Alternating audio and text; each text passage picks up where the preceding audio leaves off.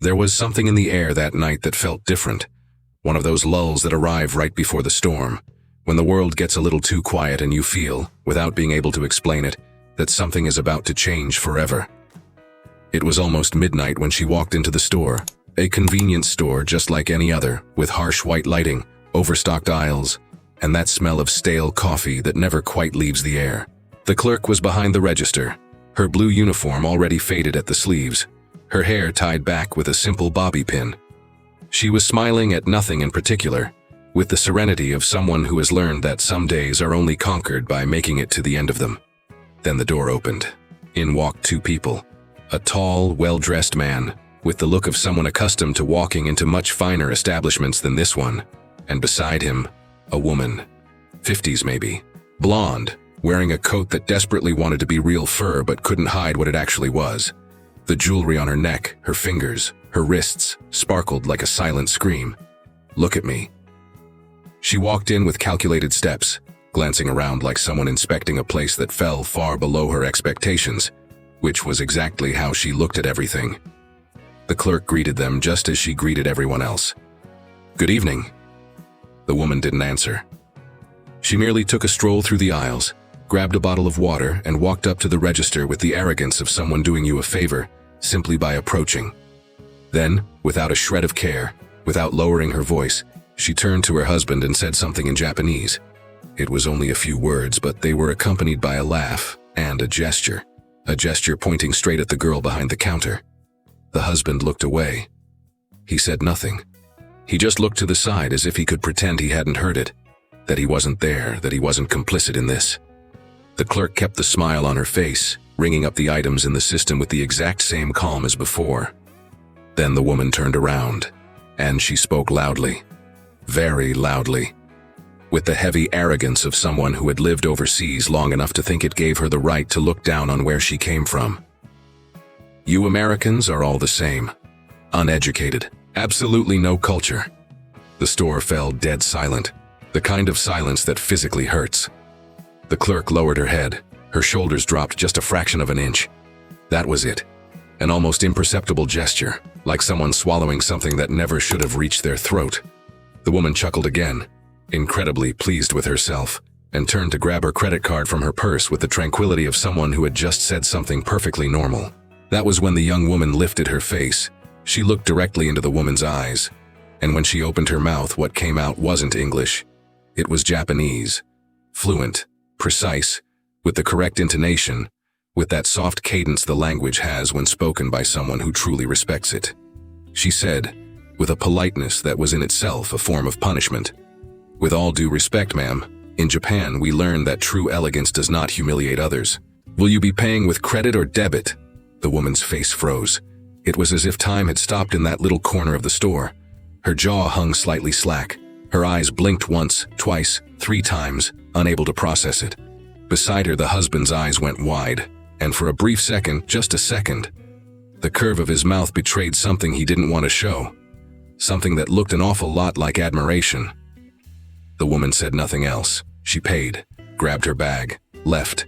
And that young clerk, with the faded blue uniform and the simple bobby pin in her hair, turned her eyes back to the register screen as if nothing had happened. But something had happened. You felt it. I felt it too. Now, for you to understand the sheer weight of that moment, we need to go back in time. Not much, just enough to get to know the woman standing behind that counter. Her name was Claire, 24 years old, orphaned since she was 7, raised by her paternal grandmother in a neighborhood that maps didn't always find on the first try. A community where houses were built with whatever was left over, where kids learned early on that life demands a lot more than it offers, and where love, when it truly existed, smelled like simple home cooking and sounded like primetime TV at 8 o'clock.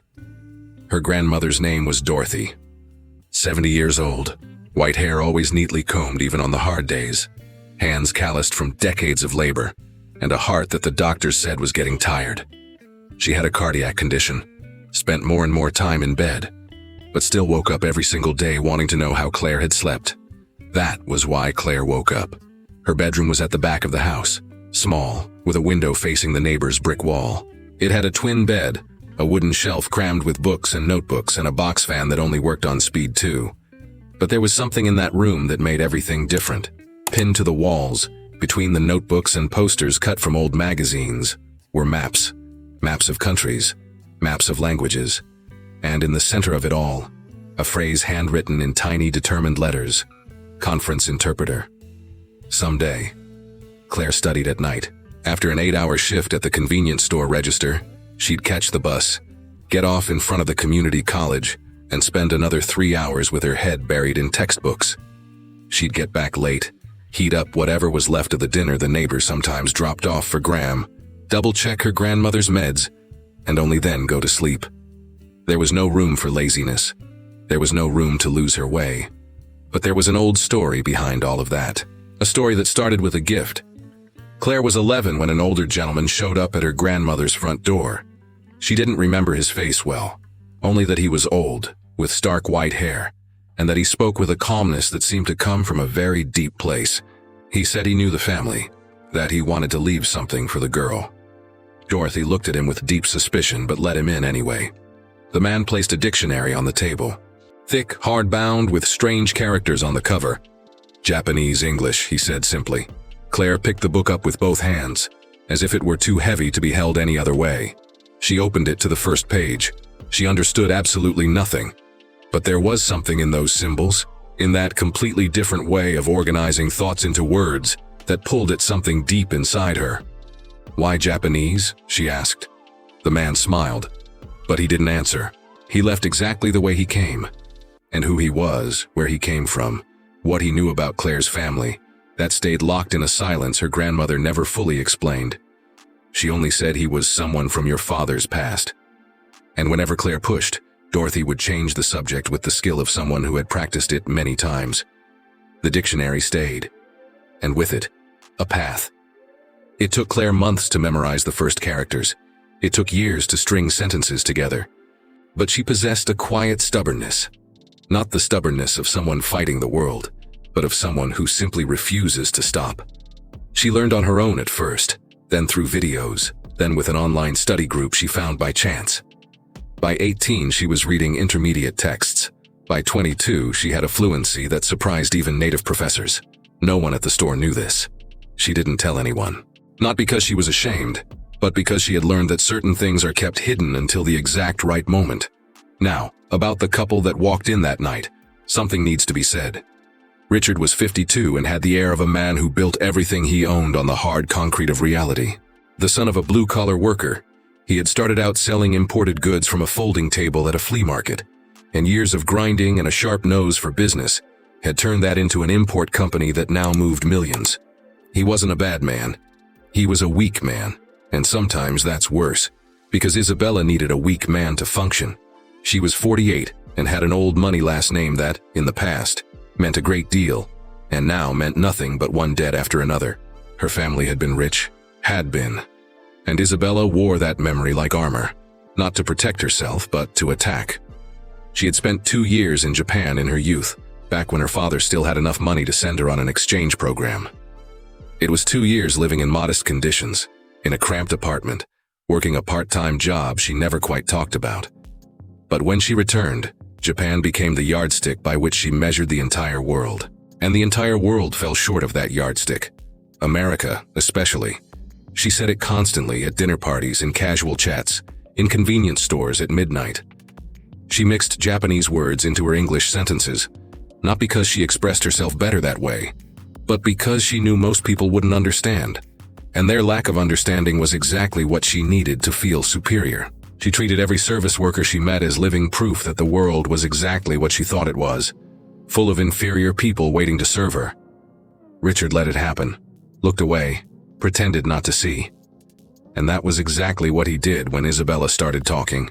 When Claire got home that night, her grandmother was already in bed, but she wasn't sleeping. Dorothy never truly slept before hearing the key in the lock and her granddaughter's footsteps in the hall. It was their ritual. Claire would walk in, poke her head through the bedroom door, say, "I'm home, Gram," and only then would the old woman actually close her eyes. That night, however, something was wrong. Dorothy's breathing was different.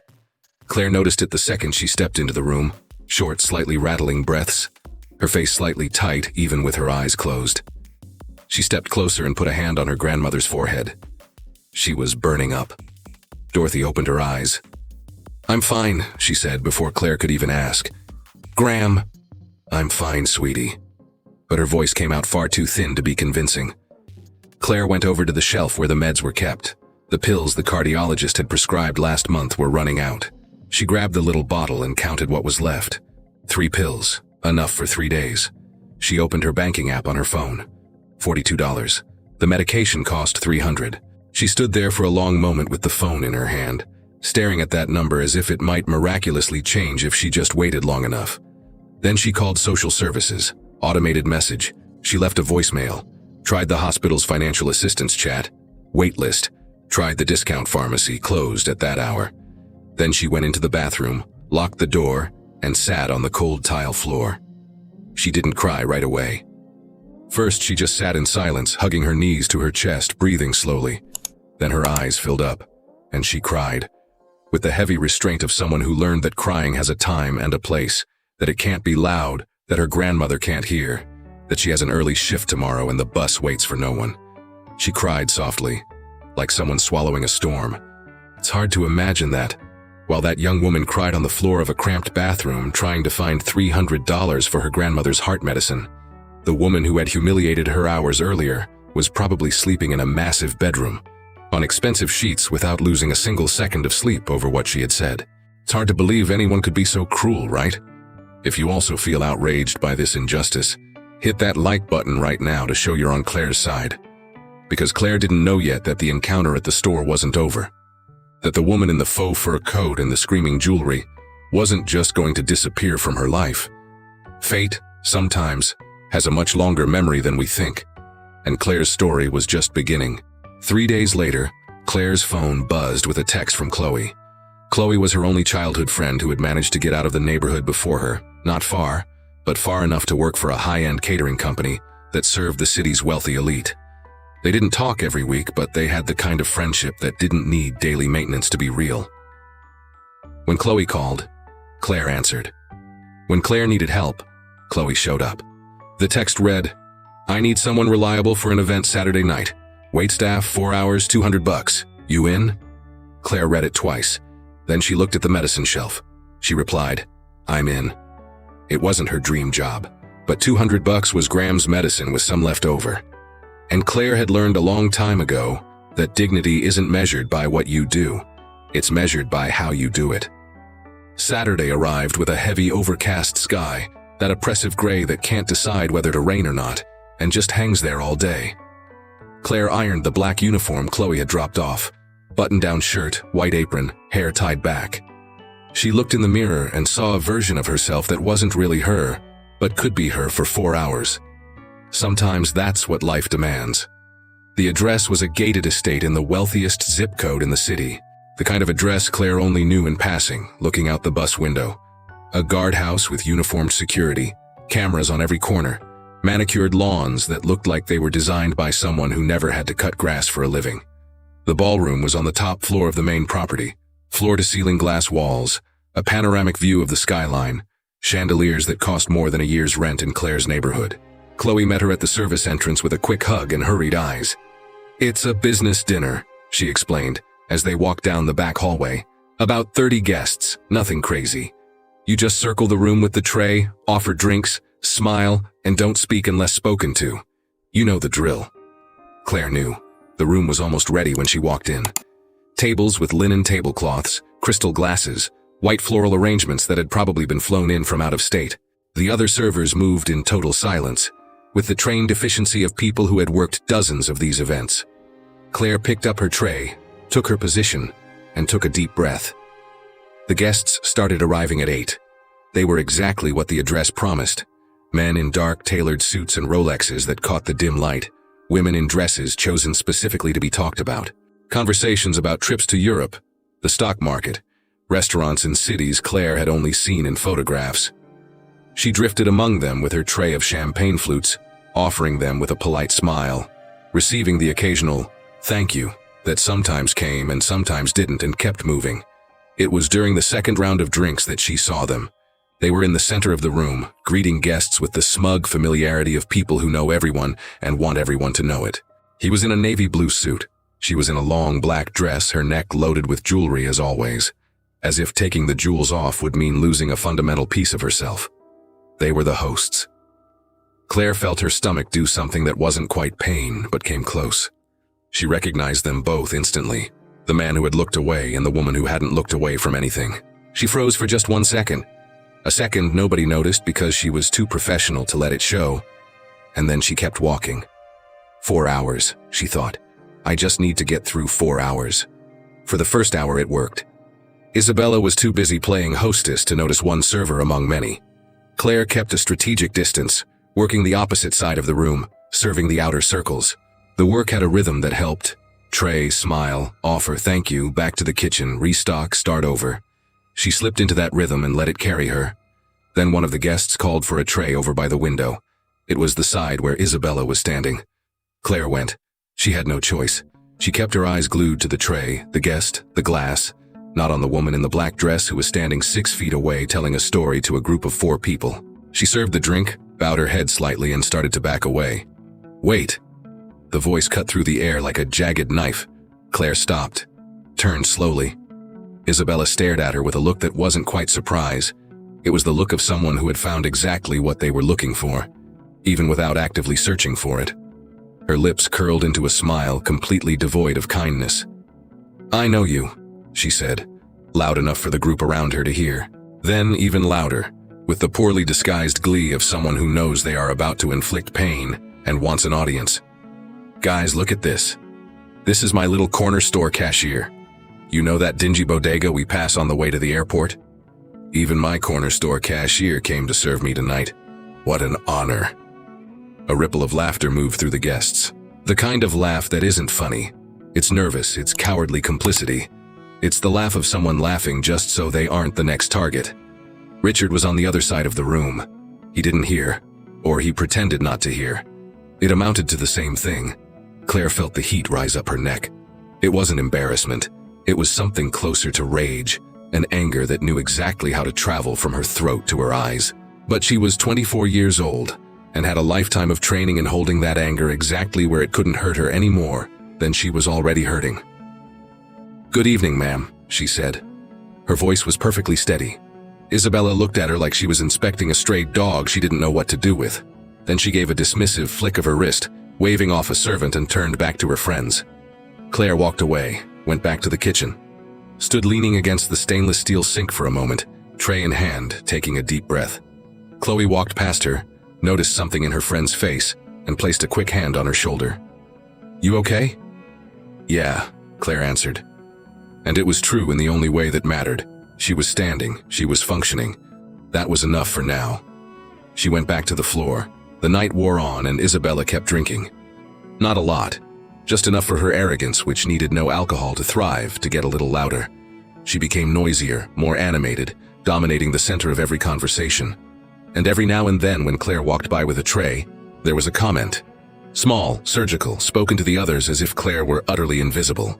This generation doesn't even know how to hold a tray right. In Japan, even the lowest service workers have class.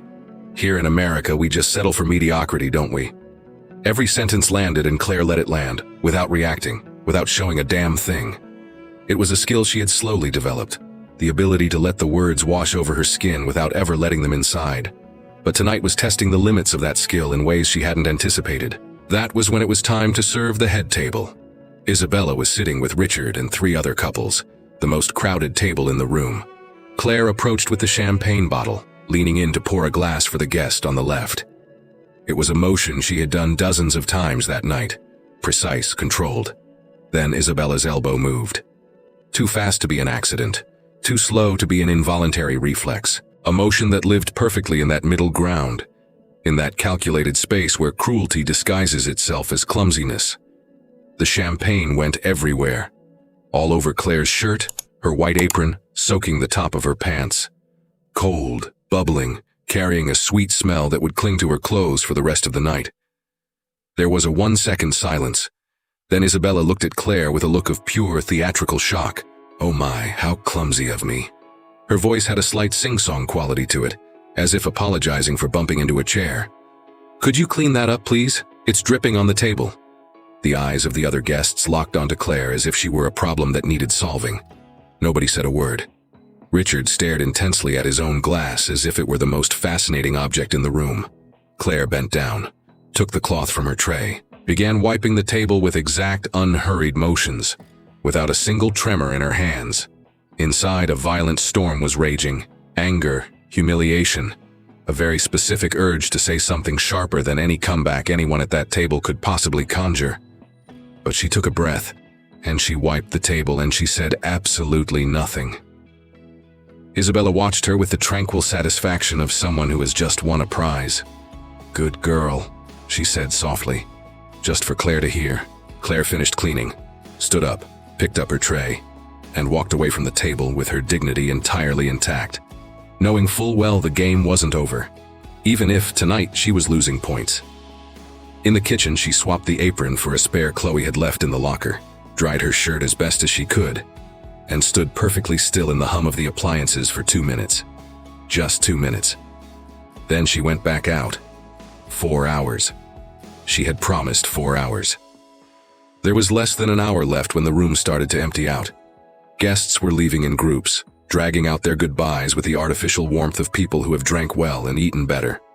Claire was collecting glasses, folding napkins, keeping up her pace even as her body begged to go home. That was when Isabella's voice tore through the room from one end to the other. "Where is my ring?" It wasn't a question. It was an accusation shaped like a question, the kind where the guilty party is already chosen before the investigation even begins. Isabella was standing near the table where she had spent most of the night, violently rummaging through her designer purse, her eyes scanning the room with a frantic urgency that grew by the second. "My gold ring is gone. It was right here, in my purse." The last remaining guests stopped dead. The staff froze. The room, which had been emptying out, was suddenly heavy with attention. Richard approached with the worried look of a man who doesn't know what's about to happen, but already knows he's going to hate it. "Isabella, calm down." "No." She held up her hand, cutting her husband off mid-sentence, and then her eyes swept the room again, passing over the waiters, the bussers, the tables, and locked right onto Claire. They stayed there. Claire felt the stare before she even saw it. It was the kind of glare with physical weight. "It was this little thief." Isabella's voice came out lower this time, but with a razor-sharp precision that made every syllable cut deeper than a scream. She pointed her finger. "It had to be her. She's been hovering around this table all night." The silence that followed was the kind that shames everyone, even those who did nothing wrong. Claire stood completely still. She felt the heat rise to the tips of her ears, felt every eye in the room drill into her, felt the collective weight of their assumptions hardening in the air like concrete. But she didn't take a single step back. She didn't lower her head. She stood there with her tray in hand, looking directly at Isabella with a calm that cost her far more than it appeared to. The event security guard, a broad man in a black tactical vest, approached her with the professional embarrassment of someone carrying out an order he knows is wrong. "I need to ask you to cooperate, miss," he said, with a gentleness that violently contrasted the situation. "You can search me," Claire replied. Her voice didn't shake. It happened right there, in front of the last lingering guests, in front of her co-workers, in front of Isabella, who watched with her arms crossed and the expression of a judge who already wrote the verdict. The guard checked Claire's bag, her apron, her pants pockets. He checked carefully, respectfully even, but he checked, and everyone watched. He found nothing. Of course he found nothing. The guard straightened up and announced the result with a flat objectivity that was the only kind thing in that entire moment. Isabella uncrossed her arms, frowned, demanded he search the rest of the staff too, and they found nothing on anyone. It was another waitress who solved the mystery about 20 minutes later, almost by accident. She was gathering forgotten coats in the side lounge, a sort of sitting room used during the opening cocktail hour, and found, resting on the marble counter next to the mirror, a heavy gold ring. She brought it out to the main floor without fully understanding the weight of what she was holding. Isabella took the ring, stared at it for a second, and dropped it into her purse with the same casual motion of someone pocketing change at a register. She didn't say she was relieved.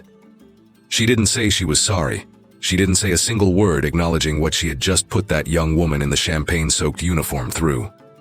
What she said, and she said it to no one in particular, but loud enough for the whole room to hear, was this: "It was a misunderstanding, but with a face like that, she's practically begging to be a suspect."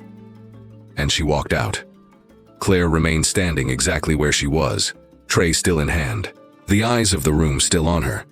But now it was that different kind of look, the look of people who don't know what to say, who watched a horrific wrong unfold and did absolutely nothing to stop it. Chloe appeared beside her a few minutes later. Her friend's face said everything before she even opened her mouth. "The catering company can't call you anymore," she said, her voice a miserable mix of regret and powerlessness. "Isabella is a legacy client. They said they have to maintain the relationship." Claire nodded slowly. "I understand." "Claire, I get it, Chloe." She folded her apron carefully, as if that tiny gesture was the only thing in the world she could control right now. "It's not your fault." She walked down the service hallway, down the back stairs, across the manicured, floodlit lawn one last time, and waited for the bus on the curb. And this time, on the bus, she wasn't doing math. She just stared at the city rolling by outside the window, wearing a uniform that smelled like cheap champagne, holding $200 in her pocket that was no longer a solution. It was just the leftover scraps of a night that had cost her far more than it was worth. When she got home, her grandmother was awake. Dorothy had that maternal instinct that survives absolutely everything. Surviving age, surviving illness. The instinct of knowing when the person you love is carrying something way too heavy to hold alone. She didn't ask what happened. She just opened her arms from the bed, with the slow stiffness of someone with a failing heart, and said, "Come here." Claire sat on the edge of the bed and let her grandmother stroke her hair, just like when she was a little girl. And only then did she truly cry. Not the choked back tears in the store bathroom, not the calculated weeping of someone who can't afford to be heard. She cried for real, her face buried in her grandmother's blankets, while Dorothy just stayed quiet and let her. Sometimes that's what love does. It stays quiet and lets you. Over the next few days, Claire tried to fix the damage. She texted other contacts in the event circuit that Chloe had introduced her to over the months. Some replied with polite sympathy, but no open shifts. Others didn't reply at all. Isabella's name, she quickly realized, had a reach she hadn't anticipated. Not because the woman was overwhelmingly powerful, but because the world of luxury events in this city was a very small pond, and the kind of client who spends big money is the exact kind of client companies bend over backward never to upset. The door had slammed shut before she could even knock on it. And meanwhile, her grandmother was getting worse. Not dramatically. It wasn't the kind of decline that makes you call 911 at 3 in the morning. It was a slow fade, the kind you only notice in the margins. Dorothy ate less, struggled harder to stand up, got winded just walking to the bathroom. The cardiologist had been crystal clear at the last appointment. She needed a procedure, not immediately life-threatening tonight, but urgent. And the bare-bones health insurance Claire scraped by to pay for every month flat out refused to cover that specific intervention. The estimated out-of-pocket cost the doctor had quoted was enough to pull the rug out from under anyone making what Claire made. She went to the bank, explained the situation. She was 24, owned no property, had no cosigner, and lacked the robust credit history required for a loan that size. The branch manager was very polite when he said no, but it was still a no. She tried another credit union. Same answer, different vocabulary. She even looked into those predatory payday loan apps that promise the world on the home screen and bury you in interest rates that outpace any paycheck. It wasn't a solution. It was a trap wearing a different name. Claire was coming back from the bank on a Thursday afternoon when she got a text from her coworker working the afternoon shift at the store. "There's a woman here looking for you. Says she'll wait." She didn't need any more of a description. There was only one woman on earth who would have the sheer audacity to show up at Claire's job after everything she had done. Claire took a deep breath on the bus, stared out the window, counted to 10 in Japanese like she did sometimes when she needed to organize the chaos inside her head. She arrived at the store and saw Isabella leaning against the counter with the posture of someone accustomed to waiting in places she considers utterly beneath her, not sitting, not standing naturally, but slouching slightly, making a point of showing that the space didn't even deserve her proper posture. There were 2 customers in the store. They looked at Claire when she walked in, as if they already knew a bomb was about to go off. Isabella straightened up when she saw her, and smiled. It was the kind of smile that doesn't need a single drop of happiness to exist. The smile of someone holding something you desperately need and knowing that you know it. "Oh, good, you're here," she said, with that syrupy voice she only broke out when she wanted something. "I needed to have a little chat with you." Claire walked to her spot behind the register without saying a word, shoved her bag under the counter, woke up the terminal monitor. Then she looked at Isabella with her exact same professional mask. "How can I help you, ma'am?" Isabella gave a short little laugh, as if the question was a punchline. "I heard you're going through a bit of a tough time." She tilted her head, mimicking a look of deep concern that wouldn't fool a child. "Your grandmother is sick, is that right?" A calculated pause. "It's sad, isn't it? But I suppose that's what happens when you raise shameless children." The silence that followed had texture. It had mass. The two customers in the aisles froze completely, as if moving a muscle might shatter the glass. Claire felt her hands gripping the edge of the counter underneath, where no one could see. Isabella continued, her voice far too sweet for the poison she was spitting. "Look, I'm a reasonable person. I know that night at the party was tense." She waved her hand dismissively like she was brushing away a fly. "If you apologize to me for your rudeness, maybe I can help you out. I have connections. I can get you a real job, you know. Good benefits, a decent salary." She raised one perfectly plucked eyebrow. "What do you say?" It was a beautiful trap. Claire had to hand it to her, because it wasn't just a humiliating offer. It was an offer that used her dying grandmother as leverage, that weaponized Claire's sheer desperation, that wrapped raw cruelty in gift paper and slapped a label of generosity on it. It was the kind of power you wield not with brute force, but with the terrifying certainty that the other person has nowhere else to run. Claire stood behind the register, hands gripping the wood underneath, where no one could see. Isabella's eyes boring into her, expectant, glowing with the sick anticipatory thrill of someone who already knows exactly what answer they're going to get, or thinks they do. The two customers holding their breath, and Claire trembled. Not a lot. Not the kind of shaking you can see from the outside. It was an internal tremor, the kind that starts in the center of your chest and radiates down your arms when your entire body feels like it's being pushed off a cliff it refuses to jump from. But she held on. She held on just like she had in the store the first time, just like at the gala, just like in the kitchen with the champagne soaking her apron. She held on with the quiet, ironclad stubbornness that life had stitched into her, thread by thread, year by year, ever since she learned that you don't win certain battles by screaming. It's hard to believe anyone could be so cruel, right? Using a sick grandmother as a bargaining chip, humiliating a hard-working young woman in front of strangers, and still posing as the savior of the story. If you also feel outraged by this injustice, hit that like button right now to show you're on Claire's side. Because Claire was still standing, and Isabella, with all her arrogance, all her jewels and country club contacts, and that smug grin of someone holding the world in the palm of her hand, hadn't understood one fundamental truth about that girl in the faded blue uniform. Claire didn't need a savior. She just needed time. Isabella's offer hung in the air for 2 full days. Not that Claire had ever actually considered accepting it, but words have a nasty way of sticking around, especially the ones delivered in the wrapping paper of someone else's despair. Claire heard that syrupy voice echoing in her head while she closed out the register at night, while she microwaved her grandmother's dinner, while she stared at the ceiling from the thin mattress in the back room. "If you apologize, maybe I can help you out." She would bite her lip, roll over, and wait for a sleep that took far longer to arrive than it should have. It was in one of those sleepless moments that she remembered the books. They were sitting on their usual shelf, organized with the reverence of someone who treats objects like memories. 6 hardbound volumes, some with pages yellowing from time, all entirely in Japanese. Advanced dictionaries, complex grammar guides, an anthology of classical literature she had memorized passage by passage over the years. These were the books the white-haired man had left behind, along with the dictionary on that distant afternoon, back when she was 11 and didn't understand the magnitude of what she had been handed. She pulled one off the shelf, traced her finger down the spine. She knew, without even having to research it, that these weren't ordinary books. The paper quality, the binding, the specific editions, there was something undeniably rare about them. Maybe they were worth something. Maybe they were worth enough to put a dent in the wall of medical debt standing between her grandmother and survival. The next morning, she walked into a rare bookstore. It was a shop downtown, the kind that smells heavily of old paper, a smell some people love and others find suffocating.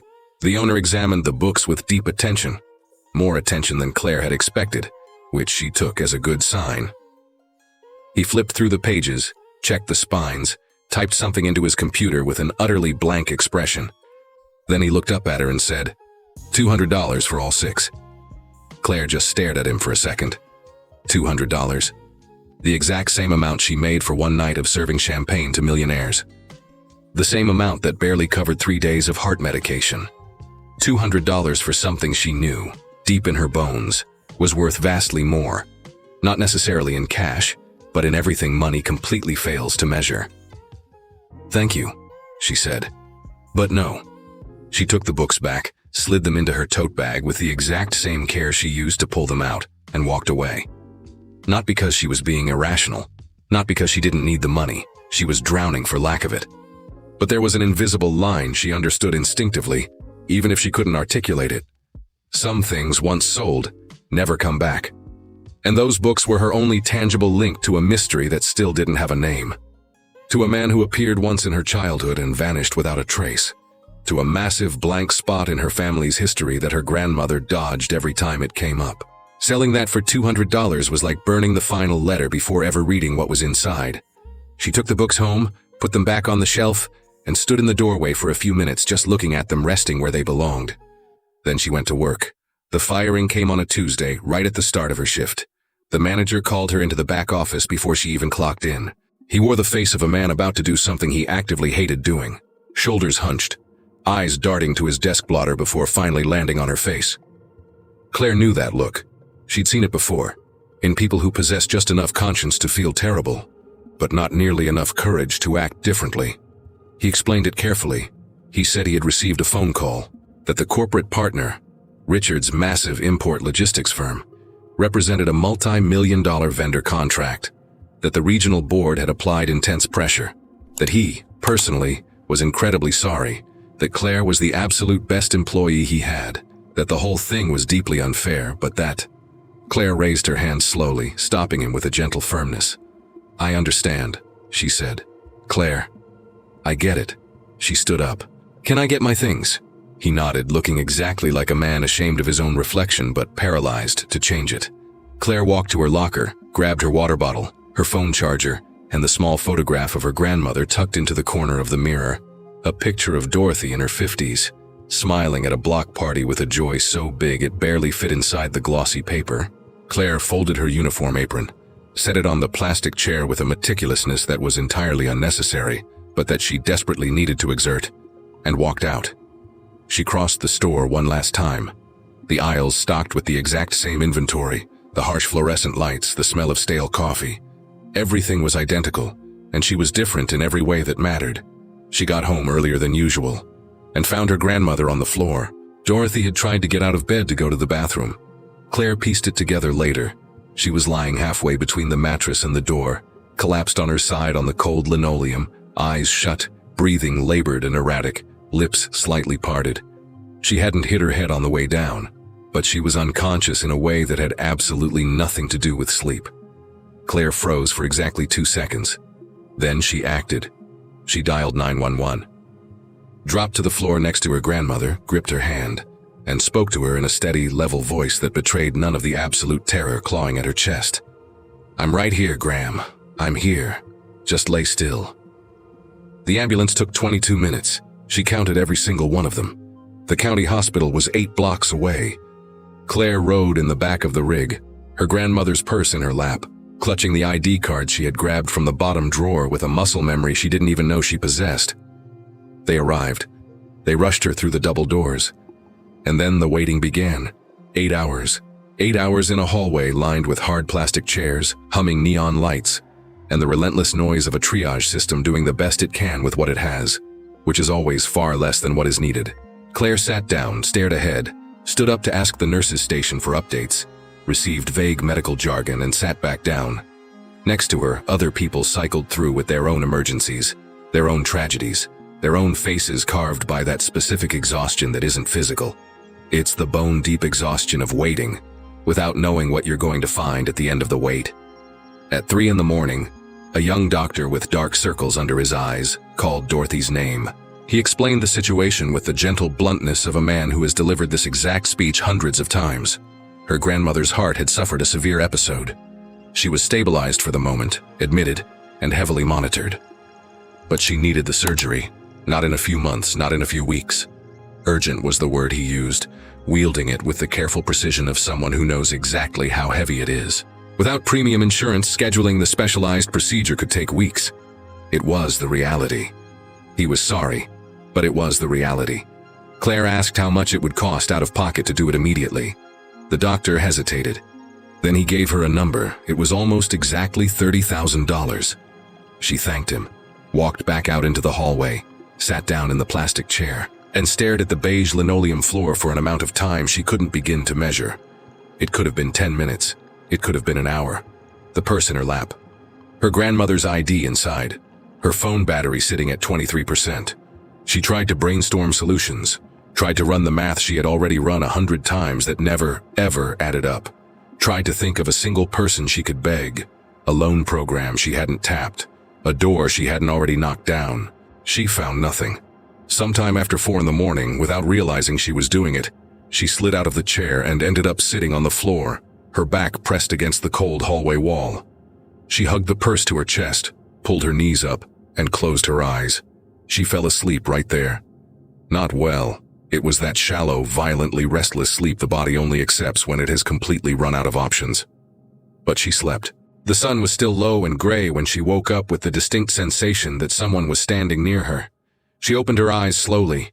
The buzzing neon of the corridor, the sharp smell of antiseptic, the purse still in her lap. Her first instinct was to check the bag, and it was perfectly intact. Then she looked up. A man was standing 6 feet away, looking down at her, 60 years old, maybe a little older, perfectly tailored gray hair. A dark gray suit cut from a fabric that was clearly exorbitant, but worn with the casual ease of a man who never has to prove anything with his clothes. His face was carved with deep lines, the kind earned from decades of heavy decisions. His eyes were dark, incredibly calm, and held something in them Claire couldn't immediately name. It wasn't pity. It wasn't curiosity. It was much closer to recognition. As if he knew her. As if he already knew exactly who she was before he even opened his mouth. "Are you Claire?" he asked. His voice was a deep baritone, slow and deliberate, with a very faint accent she immediately identified but never expected to hear in this hallway. "Dorothy's granddaughter?" Claire pushed herself up slowly, her muscles screaming from the night on the hard floor. She stood in front of the man, gripping the purse, armed with a healthy suspicion of anyone who has learned that kind strangers in vulnerable moments require extreme caution. "I am," she replied. The man nodded, as if the answer merely confirmed a fact he already possessed. Then he reached inside his suit jacket and pulled out a thick envelope. Blank on the outside, heavily sealed. He extended it to Claire using both hands, a gesture she instantly recognized. It was Japanese. The formal gesture of offering something with profound respect. She stared at the envelope for a full second without reaching for it. "Who are you?"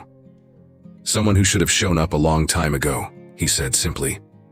And then he turned around and walked down the long corridor toward the exit, his footsteps slow and rhythmic, entirely unhurried, like a man who had done exactly what he came to do and required absolutely nothing else. Claire stood frozen, holding the heavy envelope. "Wait!" she called out. But the hallway was already empty.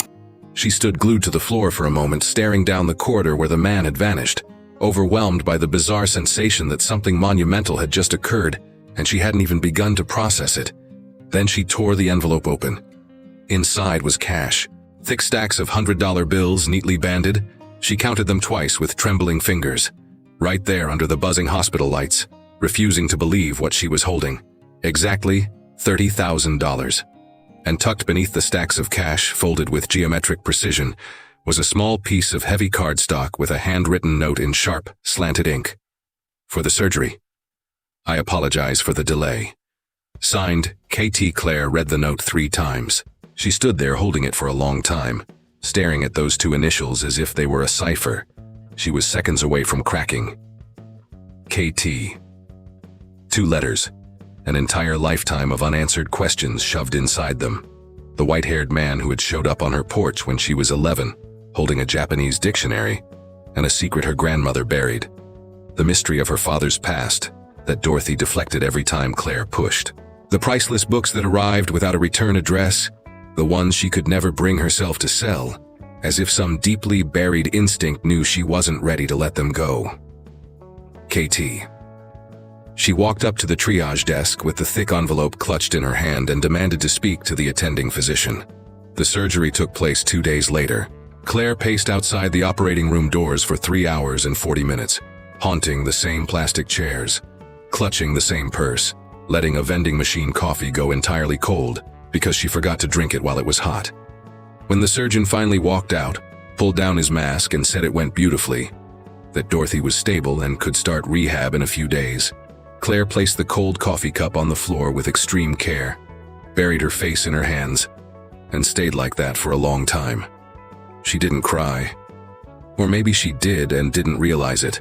Sometimes total relief and breaking down are the exact same thing wearing different masks. When they finally let her into recovery, Dorothy was lying flat, eyes half open, white hair fanned across the hospital pillow, a thin oxygen mask over her face. But when Claire stepped close and took her hand, her grandmother's fingers gripped hers with a strength that felt anything but fragile. "I'm right here, Gram," Claire said. Her grandmother squeezed just a little harder. It was enough. In the days that followed, while Dorothy slowly recovered, Claire tried to hunt down KT. She asked the night shift nurses if they remembered an older man asking for her that morning. No one recalled a thing. She went down to security and asked to check the visitor logs, but the man hadn't signed in. He had simply walked through the sliding doors, found her, handed over $30,000 and vanished like a ghost. The hospital machinery failed to record. She tried asking her grandmother. Dorothy went completely still for a long, heavy moment when Claire described the man. The expensive gray suit, the perfectly cut gray hair, the faint accent, the initials KT. Her grandmother's hand stopped moving against the blankets. Her eyes drifted to the ceiling with the distant look of someone viewing a photograph that only exists in their own head. "Gram," Claire said gently. "Who is he?" Dorothy turned her head toward the window. Outside, the afternoon sun was bright, casting that sharp light that makes the world look much simpler than it actually is. "There are things from the past," her grandmother said slowly, "that have their own time to show up." "Gram." "He showed up, Claire." Her voice was pure iron, the absolute finality of someone closing a door without slamming it. "He showed up when we needed him." And she didn't say another word. Claire tucked the note away in the exact same spot she kept the books, on her bedroom shelf, pressed between the pages of the Japanese dictionary where this whole impossible thread began. KT. 2 letters, an ancient debt someone had finally decided to pay in full, without explanation, without demanding gratitude, with the silent grace of someone who knows that some apologies arrive far too late to be perfect, but just in time to matter. She didn't know who that man was yet, but she knew, with a bone-deep certainty that required zero proof, that this wasn't over, and that the answer, like all answers actually worth hearing, was simply waiting for the exact right moment to reveal itself. Courage, Claire had discovered, isn't the absence of fear. It's the decision to push forward anyway. It took a few days after her grandmother's surgery for her to feel ready. Days spent living inside the hospital during visiting hours, bringing fresh fruit Dorothy could barely eat but loved having on her tray, reading to her in a low voice when the afternoon stretched on, sleeping at home but constantly waking up to check her phone. Days where the outside world kept spinning with zero respect for the private hell she was navigating, exactly as the world always does. But her grandmother was getting better. Slowly, with the typical setbacks of major cardiac recovery, but getting better. And Claire, armed with that quiet, unstoppable stubbornness that was her trademark, finally started looking ahead. She needed a job. She needed an income. And this time, she needed something Isabella couldn't burn down with a single phone call. A sleepless night brought the answer. She was lying in the dark, staring at the ceiling, when she thought of Richard's import logistics company. A massive corporation that handled Japanese products, overseas vendors, and high-level international contracts. A company that, if it had an ounce of actual business sense, would pay top dollar for a fluent Japanese interpreter. Claire was 24, fully bilingual, possessed deep cultural fluency, and had a level of resilience that no Ivy League degree could ever teach. What she lacked was the fear to try. In the morning, she dressed in her absolute best, a crisp, unbranded white blouse, the black slacks she saved for college interviews, her hair pulled back immaculately. She looked in the mirror and saw a woman who had slept on a hospital floor, been publicly accused of theft, fired because of a petty vendetta, and was still standing tall. She left the house. The corporate address was printed on the heavy stock business card Richard had dropped on the convenience store floor months ago. A card Claire had picked up on autopilot, shoved into her apron pocket, and forgotten in a drawer. She had found it weeks later and, for some inexplicable reason, couldn't bring herself to throw it away. Now she understood exactly why. The building was located in the city's highest-rent corporate district, a towering structure of reflective glass with uniformed security at the doors. It wasn't the kind of place Claire normally walked into through the front entrance. But she walked in. The lobby was massive, paved in cold marble lined with curated indoor trees, and filled with that heavily air-conditioned silence of corporations that take themselves very seriously. At the desk sat a receptionist in her 30s, sleek hair, trained smile, who scanned Claire with the rapid, discreet calculation of someone paid to judge a visitor's net worth before asking their name. "Good morning," Claire said. "I'd like to drop off my resume for an interpreter or international relations position, if there are any openings." "Do you have an appointment?" "No. I'm just taking a chance." The receptionist arranged her face into the polite mask of rejection, but Claire's eyes were already scanning the room, employing that wide-angle awareness she had built from years of translating complex texts, the ability to absorb every detail in a room without looking like she was trying. That was when she saw the photograph. It was hanging on the right wall, framed elegantly between a corporate certification plaque and a giant world map dotted with pins. An old photograph, shot in black and white that had yellowed slightly with age. The kind of picture a company displays not for decoration, but for reverence. Two men. One was Richard, decades younger, dark-haired, smiling with the specific pride of a man who just signed his first massive deal. The other was an older Japanese gentleman. Stark white hair, perfect, rigid posture, a tranquil smile that required zero effort to maintain. Claire stood completely frozen, staring at that photograph for an amount of time that probably looked entirely bizarre to the receptionist. Her heart did something that wasn't exactly a skipped beat. It was more like the slow, terrifying recognition of a face you've seen exactly once over a decade ago, on a Saturday afternoon standing on the porch of a crumbling house, holding a dictionary in your hands. It was him. She was absolutely certain before she even asked. But she asked anyway, keeping her voice completely level, like someone who knows never to show their hand before they count the chips. "Excuse me," she said, turning back to the desk. "Who is the Japanese gentleman in that picture?" The receptionist glanced at the wall with the blind familiarity of someone who walks past a frame every single day without actually seeing it. "Oh, that's Kenji Tanaka, the founder of the company, Mr. Richard's father. Passed away about 10 years ago. It's a shame. Everyone here says he was an incredible man." Claire turned her face back to the photograph. Kenji Tanaka, KT. The thick envelope in the hospital, the note, the rare Japanese books arriving out of nowhere, the dictionary that violently altered the entire trajectory of her life, the shadow of a man who, she was rapidly beginning to understand, had never actually vanished. He had merely watched from a distance, carrying the crushing weight of someone who is forbidden to step closer, but utterly refuses to walk away. She thanked the receptionist, her voice dropping lower than she intended, and walked out of the glass doors. She stood on the blazing concrete sidewalk for several minutes, the morning sun hitting her face, completely paralyzed by what she had just unearthed. There is a natural order to what you do when the earth falls out from under you. First you freeze, then you breathe, then you figure out where to walk next. She decided to go to the cemetery. She didn't know what she expected to find there. Maybe nothing. Maybe just the heavy silence of a name carved into stone, which is sometimes all you need to organize the chaos in your head. She had frantically searched his name on her phone while riding the bus. Kenji Tanaka popped up in a handful of old logistics trade articles, brief mentions of a fiercely private entrepreneur who built an empire and died, leaving the entire apparatus to his son. Nothing else. Nothing that explained the massive crater in the center of her life. The cemetery was sprawling and shaded by ancient oaks, carrying that engineered, manicured piece of places built strictly for grief.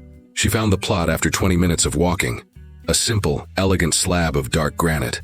His name carved in English, and a single Japanese character etched deeply beneath it, which she translated instantly. Perseverance.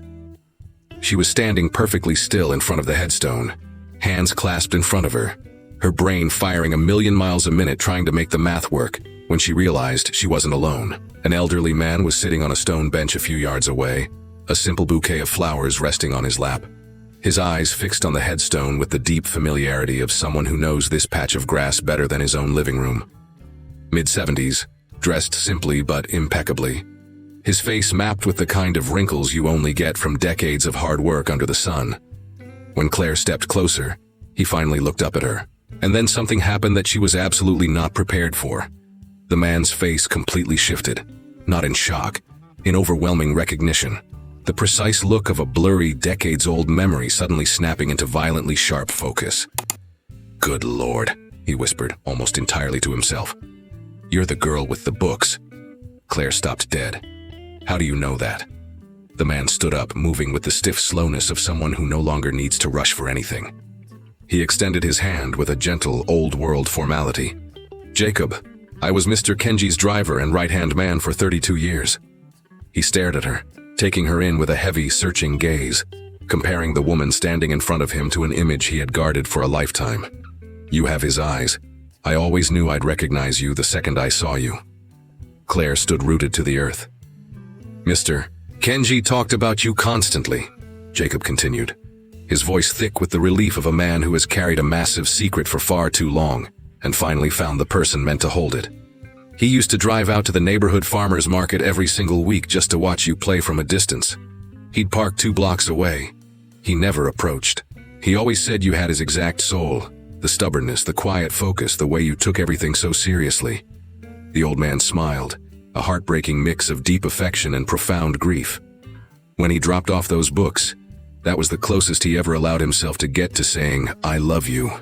Claire opened her mouth, shut it, opened it again. Why didn't he just come forward? Her voice sounded incredibly small in the vast quiet of the cemetery. Jacob sighed heavily.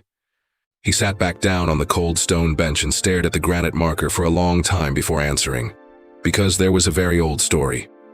He paused, choosing his next words with the agonizing care of someone holding a loaded gun. "Your mother, God rest her soul, worked at the main estate. She was the housekeeper, a brilliant, fiercely intelligent young woman who was constantly reading. Mr. Kenji treated her with immense respect." Another heavy pause. Over time, that respect turned into affection.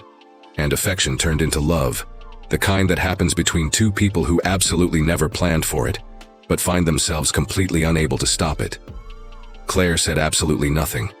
She stood there, the sunlight filtering through the oak leaves, letting the silence swallow her whole. "When Richard married Isabella," Jacob continued, the tone of his voice turning noticeably darker, "the dynamic in the house shifted. Isabella found out about the situation. Your mother was already pregnant." He looked right at Claire. "With you." The entire world seemed to stop spinning. "Isabella issued an ultimatum," he said flatly. "Either the girl gets thrown out, or she walks. And Richard—" Jacob stopped as if the next word tasted like ash in his mouth. "Richard just let it happen. Your mother was cast out of the house with nothing, pregnant, no severance, no references, completely erased. Mr. Kenji carried the guilt of that for the rest of his breathing days. He never forgave his son, but mostly, he never forgave himself for not tearing the house down to stop it." Claire stared blankly at the granite headstone. "Perseverance."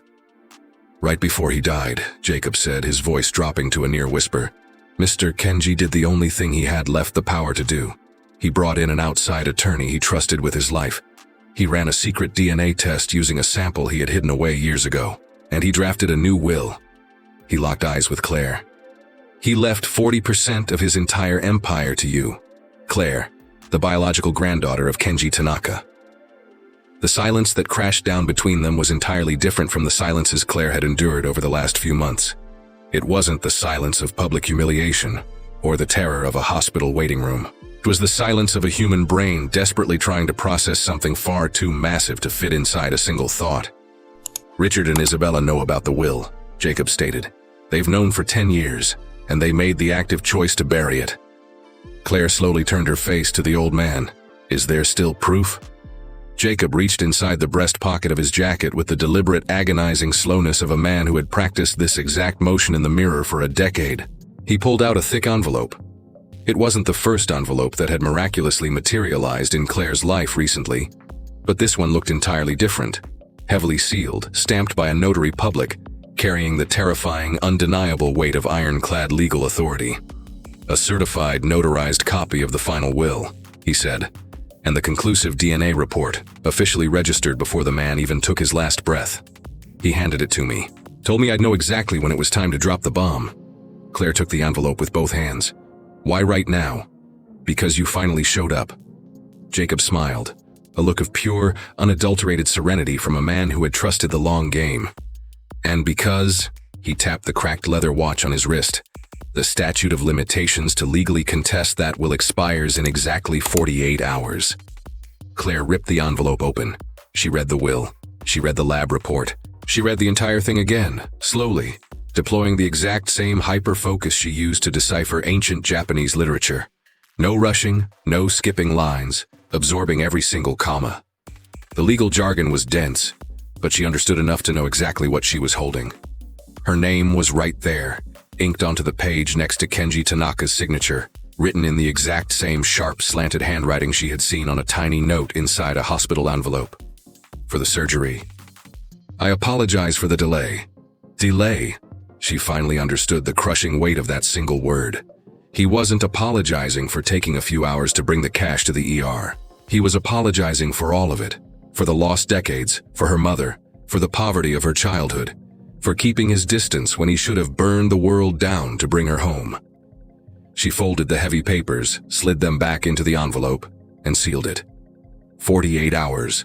She looked at Kenji Tanaka's headstone one last time. The etched character, perseverance, the exact trait she had lived her entire life by, completely unaware she was inheriting it.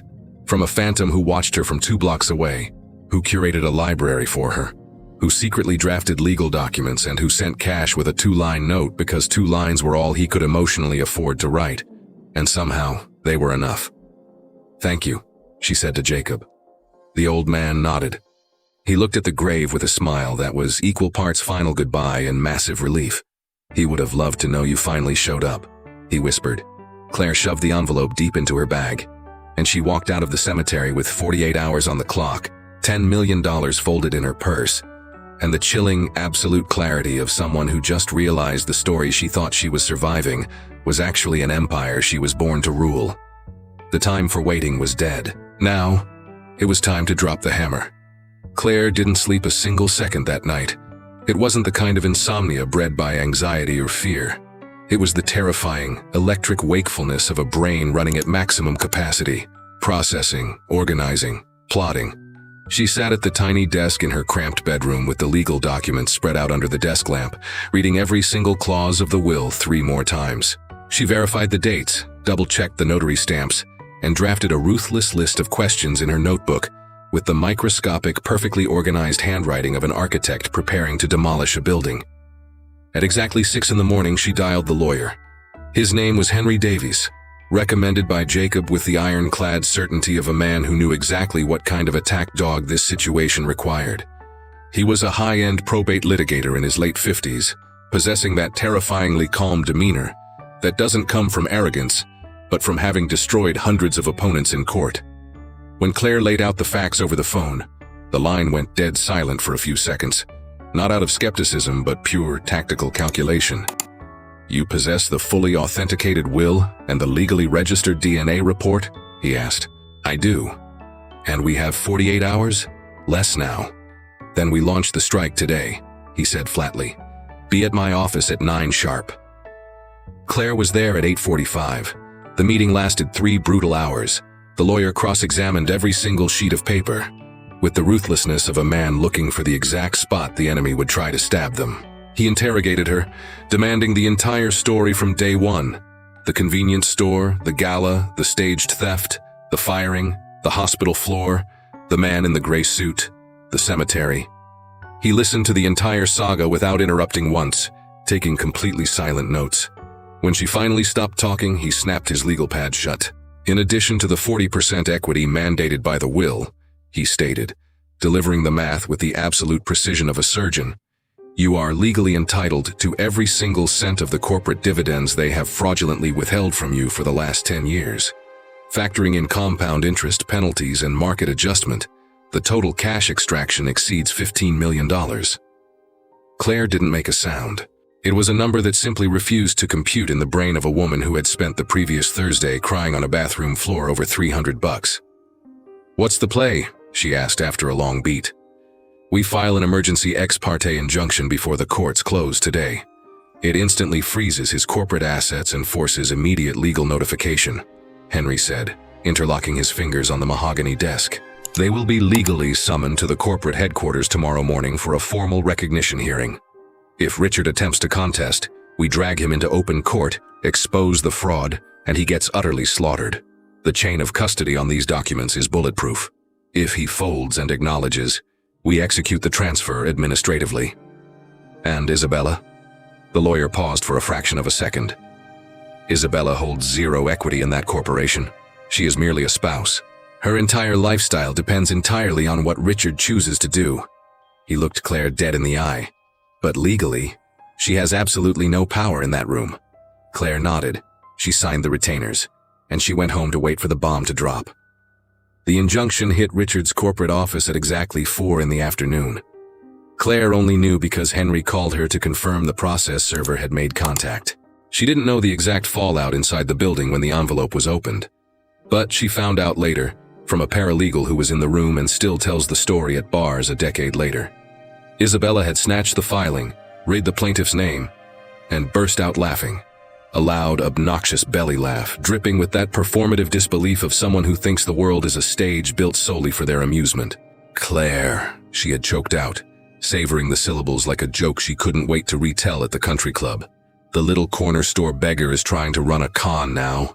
Richard hadn't laughed. Richard had gone as pale as a ghost, and completely, terrifyingly quiet. The hearing was set for 10 a.m. the following day. Claire walked through the glass doors at 9:45, flanked by Henry Davies, holding a black leather portfolio. She wore the absolute best clothes she owned. Not designer, not flashy, but pressed to military perfection. Her hair pulled back tight, her spine completely straight, her face locked in that eerie calm that strangers often mistook for coldness, but was actually the absolute focus of a sniper who finally has her target in the crosshairs. The corporate headquarters boasted a sprawling executive boardroom on the 12th floor, panoramic glass walls looking over the downtown skyline, a massive mahogany table lined with ergonomic leather chairs, the exact kind of room engineered to crush the spirits of anyone walking into it. Claire walked in and took a seat on the right side, her lawyer beside her. On the opposite side, Richard was already sitting down, flanked by 2 frantic-looking corporate attorneys. His face was a mask of sheer exhaustion, dark bags dragging down his eyes from a night clearly spent wide awake. He glanced up when Claire walked in, just a fraction of a second, but she caught the look in his eyes. It looked exactly like guilt. Isabella marched through the double doors 2 minutes later.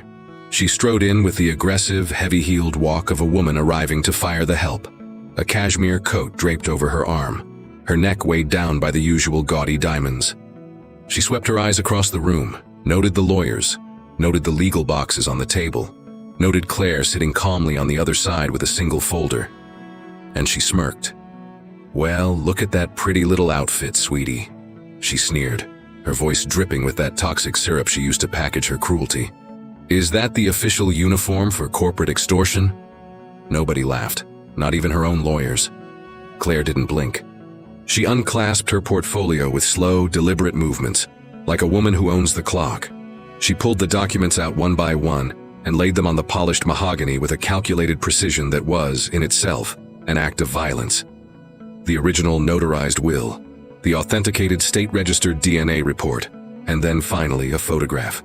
It was the old, yellowing picture, a middle-aged Japanese man, his dark hair still untouched by gray, holding a newborn baby with the infinite, terrifying care of a man holding something far more valuable than his own life. The infant was staring up blindly, but the man was looking down at the child with an expression that has no English word, but that every human on Earth instantly recognizes. It was Kenji Tanaka, holding Claire, The silence that slammed into that boardroom was entirely different from anything Claire had ever experienced. It was a suffocating vacuum. The air in the room physically thickened. Isabella's high-priced lawyer stared at the papers, then at his co-counsel, then down at his own hands. Richard was staring at the photograph. He stared at it for an amount of time that made the room unbearably tense. Slowly, his shoulders collapsed inward. His jaw worked silently, like a man trying to swallow a razor blade that had been lodged in his throat for a decade. When he finally dragged his eyes away from the photo, he didn't look at his lawyers. He didn't look at Isabella. He looked dead at Claire, and he spoke in a voice so gutted and low it couldn't possibly be a lie. "My father. He always told me I would burn for this." Isabella whipped her head toward her husband, her face twisting from smug superiority into raw, unhinged fury.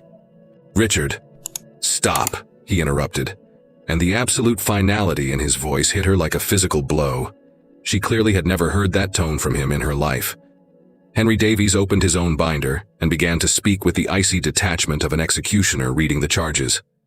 He broke down the will, outlined the 40% equity transfer, itemized the 10 years of fraudulently withheld dividends, applied the compound interest rates, and dropped the final crushing sum of $15 million in liquid cash owed immediately.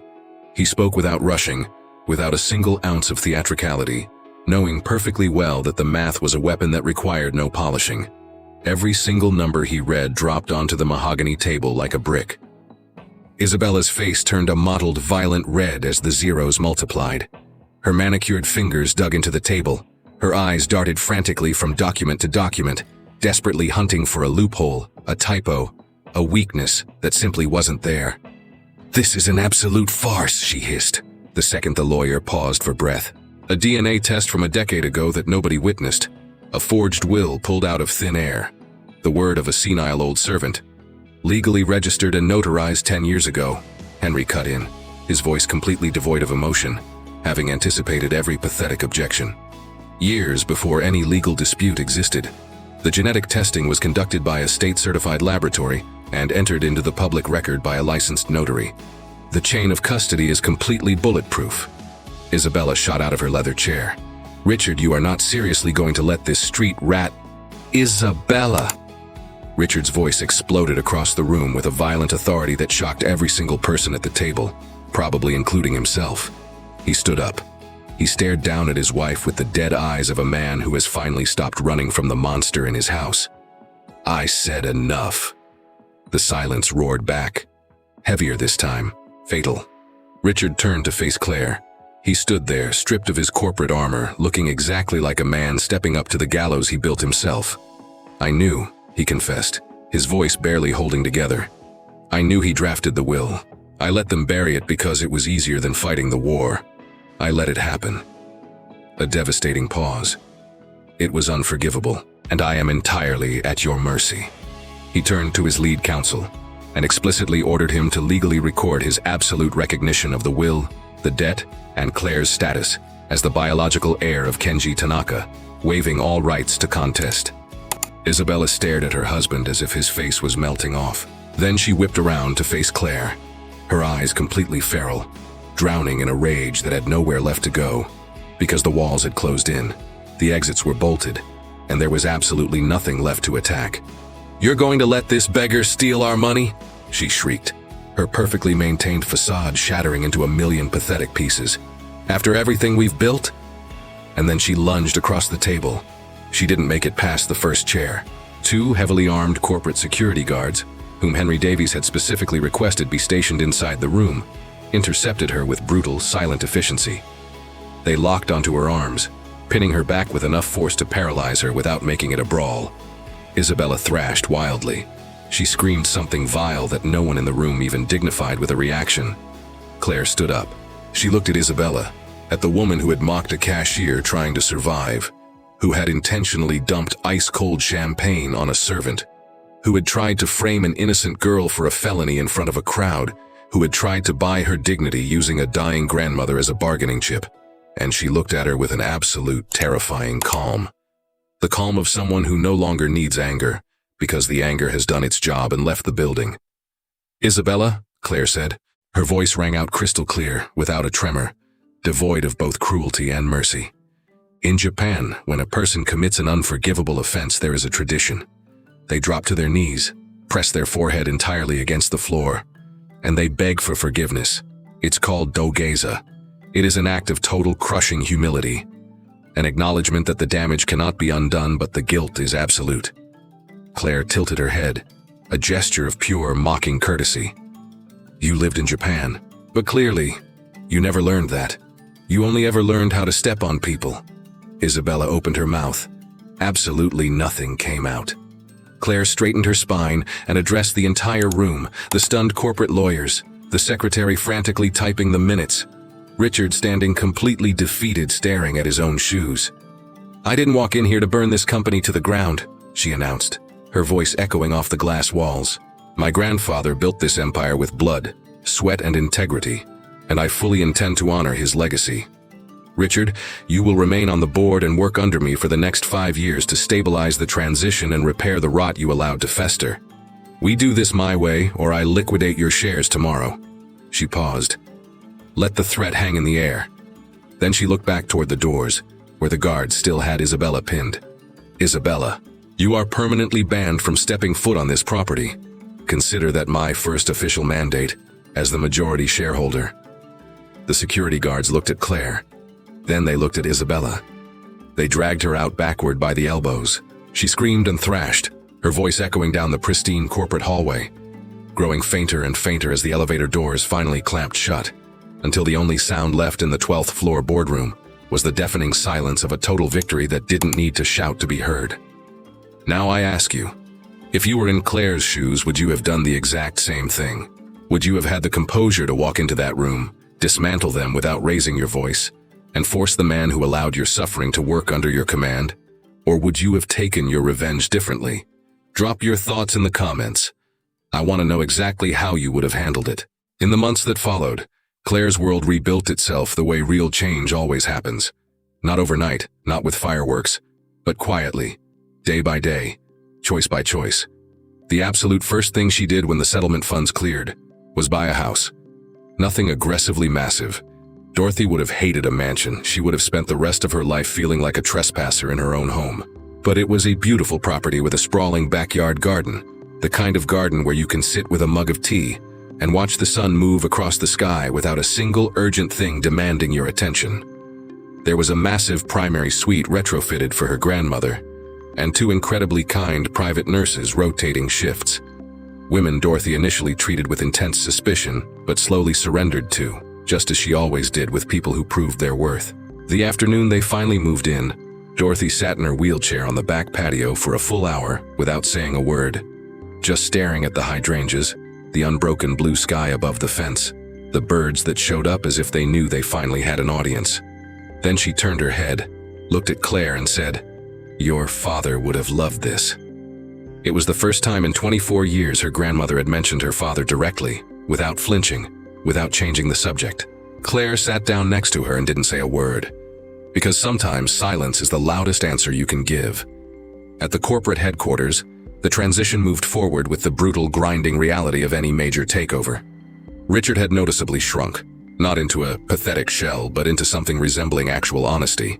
He knew exactly what he had done, knew exactly what he had allowed to be done, and he carried that weight not as a desperate plea for pity, but as a silent mandate to shut his mouth and do the work. In board meetings, he spoke when Claire asked him a question, executed the logistics she demanded, and never once attempted to claw back an authority he had surrendered 10 years ago. Claire studied relentlessly. She inhaled corporate tax law, international supply chain logistics, high-level accounting. She applied the exact same hyper-focus she used to master Japanese, grinding through it slowly, violently deep, refusing to skip steps. The executive staff quickly realized that the new 24-year-old majority owner wasn't the kind of boss who led with a heavy hammer. She was the kind who led with questions, and questions, as anyone who has ever held real power knows, are the deadliest weapons of someone who actually wants to control the board. There was one Tuesday afternoon when she drove out to the cemetery completely alone.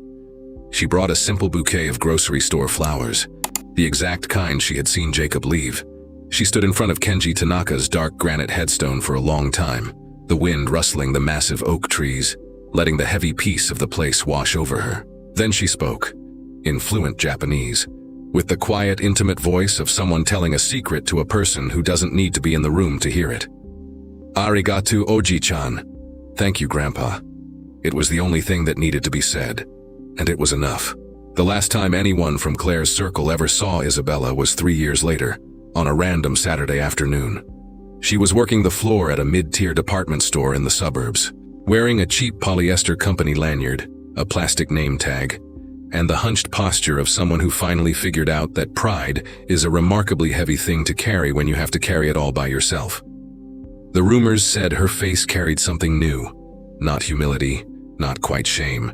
It was more like the hollow quiet of someone who screamed until their throat bled and realized nobody was coming to help. Claire walked into that department store that afternoon. It wasn't a planned hit. She was in the area closing a real estate deal and stopped in to grab a quick housewarming gift for a colleague. When she turned the corner into the home goods aisle and saw Isabella holding a barcode scanner, she froze. Just for a second. Isabella saw her too.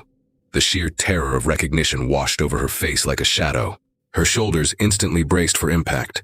Her eyes darted frantically toward the exit, and they carried that devastating, trapped look of someone who knows exactly why the universe put them there and has absolutely no argument against it. Claire walked up to the register, placed her items on the counter, and then, with that terrifying, absolute calm that had been her trademark since the beginning, she looked Isabella dead in the eye and said, "Good afternoon." Isabella dropped her gaze to the scanner. She didn't say a single word. Claire paid for her items, took the plastic bag and walked out the automatic doors. Not gloating, not triumphant, moving with the absolute freedom of a woman who no longer needed a single drop of blood from that ghost to feel completely alive. Because there are people who attempt to build their castles by standing on the throats of others, only to realize that blood makes for a remarkably slippery foundation. And then there are people who build their empires on quiet, unshakable stubbornness, on cheap books in a freezing bedroom, on a dictionary handed over by a stranger on a Saturday, on the tears swallowed down in a dirty convenience store bathroom. That second foundation. That's the one that survives the earthquake. They say life is a boomerang. Every single thing you throw out into the world violently snaps back to hit you. But sometimes, when it finally comes back, it speaks Japanese. If you live for stories that punch you right in the chest, stories about real people, unforgivable injustices, and the kind of revenge that builds an empire, hit that subscribe button and ring the bell to join our community. Because stories exactly like Claire's exist to remind every single one of us that true dignity can never be bought, and that time, the ultimate judge, always fights on the side of the people who refuse to stay down.